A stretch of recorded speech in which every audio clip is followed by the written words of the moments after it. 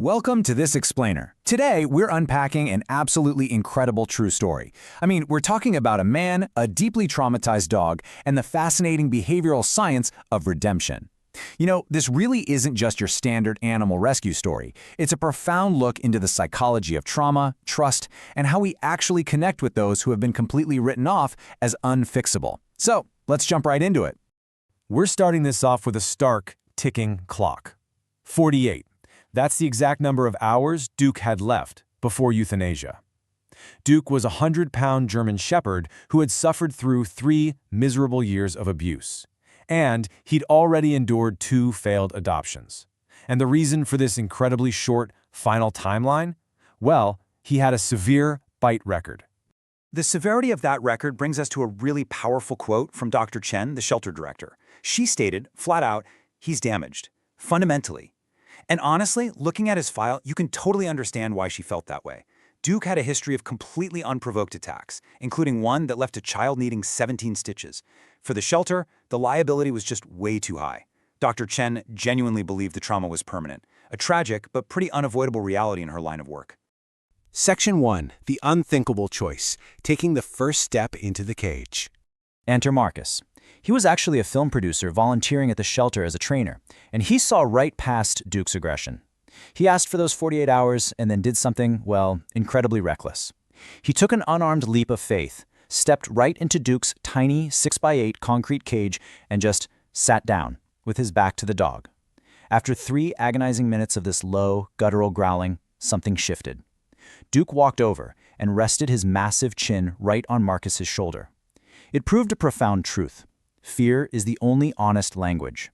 In that split second, Duke showed that his aggression was rooted entirely in paralyzing fear, not malice. Now, to really understand this choice, we have to look at the sheer scale of Marcus's sacrifice. This guy was a corporate producer. He had a lucrative partnership with his business partner Janet and a massive, life-changing Netflix pitch right on the horizon. But he traded all of that to become a full-time dog trainer on emergency leave to save Duke, generating absolutely zero income. By making this choice, he walked completely away from his production company, and in the process lost Janet, who, let's be real, understandably couldn't fathom throwing away 3 years of hard work for a shelter dog. Section 2. Eliminating the threat, the science of safety. Bringing Duke home was literally just the beginning. The conditioning process meant completely deconstructing the dog's survival instincts using a highly structured psychological approach. Week 1 was all about creating a safe zone. Marcus would actually sleep outside the bedroom door using slow, regulated breathing to cure Duke's nightly panic attacks right through the wood of the door.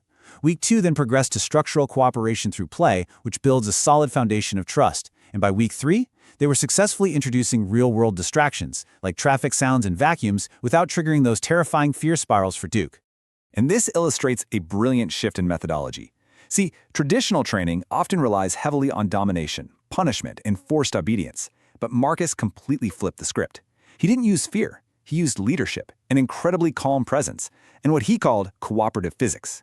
When teaching Duke to sit, he didn't bark an order at him. He guided him, treating the whole interaction as a mutual conversation rather than some militaristic command. It's a huge reminder for us too, right?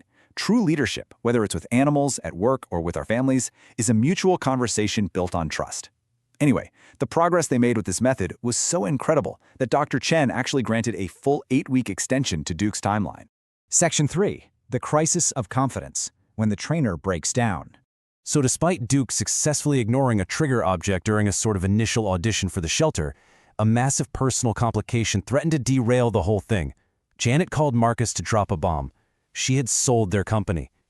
The immense guilt and anxiety from suddenly losing his identity and his partner bled directly into his work. This introduced a very dangerous psychological flaw known as overtraining. It's basically what happens when you demand compliance out of your own worry and anxiety rather than leading with calm confidence. Marcus started making Duke compliant out of sheer worry rather than genuine trust. Thankfully, a visiting behaviorist named Rachel caught this critical flaw immediately. She pointed out that Duke wasn't being disobedient, he was just reading Marcus's intense anxiety. Well, all this underlying tension led to a terrifying crisis just weeks before Duke's final test. A delivery driver accidentally left the apartment door open for maybe 3 seconds, and Duke bolted right out into the city. Marcus was completely devastated. He assumed the absolute worst. But the very next morning, Marcus found Duke hanging out in a local park. And rather than running away again, Duke made a conscious, highly deliberate choice. He stood up, trotted right over, and sat down squarely in front of Marcus. He had tasted freedom, and he consciously decided that returning to his trainer was the better life. Section 4. The ultimate test, certification or euthanasia. Now, the crucial point is how Duke navigated these 3 grueling steps under the very watchful eyes of strict veterinary evaluators. Step 1 was the trigger object, testing his reaction to a stuffed toy that previously would have provoked severe protective aggression. Step 2 was stranger interaction, where Rachel came at him with sudden movements and really loud voices. But it was Step 3 that held the ultimate stakes, the chaos scenario. This was 10 solid minutes of intense visual and auditory chaos, and Marcus was required to stand 15 feet away, completely unable to verbally command his dog.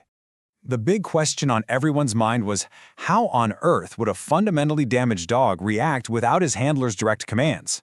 Well, Duke's response was nothing short of astounding. Instead of panicking or lunging, he voluntarily laid down right in the dead center of the chaos. He remained absolutely still. He was actively demonstrating conscious decision-making, literally choosing peace over his deeply ingrained survival instincts. And the craziest part? He stayed perfectly calm for the full 10 minutes.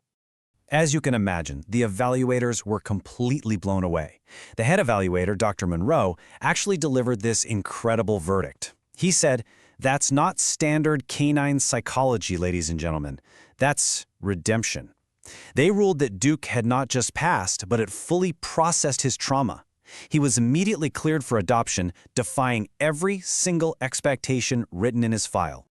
Section 5. The real lesson, transforming the trainer.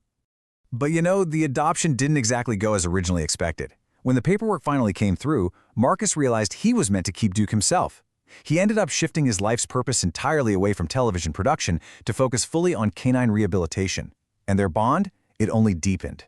A video of Duke later went completely viral, showing the dog inventing his very own trick. Whenever Marcus felt anxious, Duke would walk over and place his heavy head right on Marcus's lap to calm him down. This is the perfect example of reciprocal emotional support. It's a mutual exchange where the animal actively calms the human's anxiety. So the dog who needed saving was now saving his trainer right back. And the ripple effect of this single act of grace was truly staggering. That video garnered 47 million YouTube views.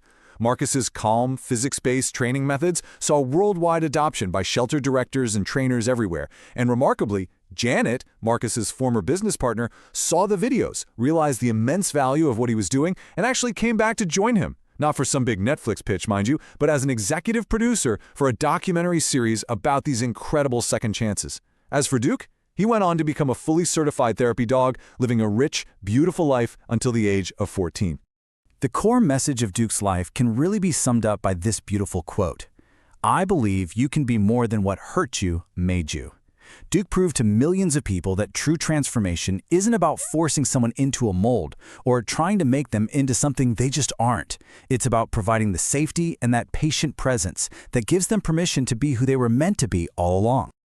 As we wrap up this explainer, I want to leave you with one final thought to reflect on. If a fundamentally damaged dog, one that all the experts said was completely beyond repair, can learn to trust again through nothing but patient, unyielding presence, well, how can you practice this exact same art of redemption with the people around you? Definitely something to think about. Thanks so much for learning with us today.